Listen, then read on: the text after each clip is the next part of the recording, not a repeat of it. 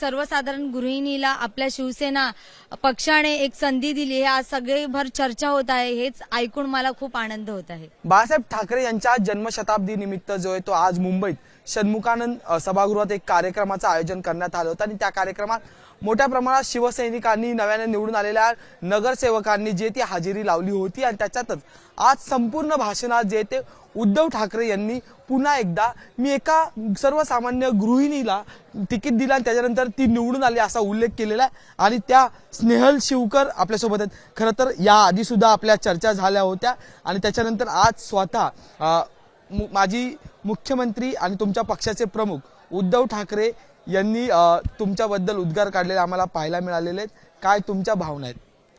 जय महाराष्ट्र।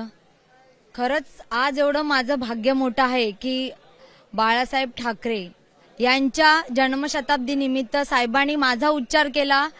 खरंच की एवढं माझं मोठं भाग्य आहे, मी शब्दात नाही सांगू शकत। खरं तर मी एबीपी माझाने ही सर्व बातमी केली, त्याच्यानंतर ती चर्चा सुरू झाली होती।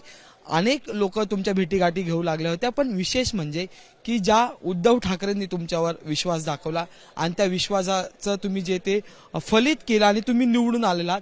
आताही तुमच्या मागे तेवढ्याच आदराने विष्णू शिवकर हे तुमचे पती उभे आहेत, त्यामुळे हाचा संपूर्ण प्रसंग कसा आहे? हा प्रसंग एवढा आनंदीदायी आहे, खरंच खूप आनंदीदायी आहे की माझ्याकडे आता शब्दच नाहीयेत त्या ह्याला व्यक्त करायला की काय सांगू आणि कसं सांगू। आणि एवढं खरंच एक सर्वसाधारण गृहिणी म्हणून साहेबांनी माझं नाव इथं घोषित केलं आणि घेतलं ते एक सर्वसाधारण गृहिणीला आपल्या शिवसेना पक्षाने एक संधी दिली आहे, आज सगळीभर चर्चा होत आहे। हेच ऐकून मला खूप आनंद होत आहे। विष्णू, तू अनेक सभांमध्ये आम्हाला पाहायला मिळालेला आहे, अनेक कार्यक्रम तू शिवसेनेचे येतोस, सगळ्या ऐकतोस, आम्ही रिपोर्टिंग करताना तू तिथे दिसतोस, पण स्वतः बायकोला घेऊन येणं आणि त्याच्यानंतर निवडून आलेल्या नगरसेवक बायकोला घेऊन येणं, काय भावना आहे तुझ्या?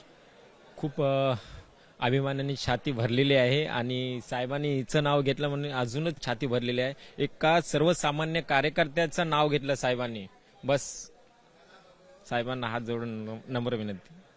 आपण जर पाहिलं तर अगदी साधी माणसं आहेत आणि या आजच्या संपूर्ण भाषणात उद्धव ठाकरेंनी जे ते उद्गार काढले त्याच्यानंतर आपण त्यांच्याशी संवाद साधलेला आहे। अत्यंत साध्यापणाने या ठिकाणी उभे आहेत आणि जो आदेश आता देण्यात आलेला आहे की आपण अधिकाराने आणि मोठ्या ह्याच्याने जय महाराष्ट्र बनवूया, आपण जेव्हा चर्चा करत होतो तेव्हा सुद्धा तेवढ्याच मोठ्या आवाजात त्यांनी आपल्याशी बोलताना जय महाराष्ट्र केले। त्यामुळे आतापासून पुन्हा एकदा उद्धव ठाकरे शाखा भेटी देताना पाहायला मिळतील, पण या शाखा भेटींमध्ये नव्याने निवडून आलेल्या नगरसेवकांना काय कानमंत्र देतील हे सुद्धा पाहणं महत्त्वाचं ठरणार आहे। व्हिडिओ जर्नलिस्ट अनिल संगारेसह मी अजय माने, एबीपी माझा, मुंबई। एबीपी माझा, उघडा डोळे बघा नीट।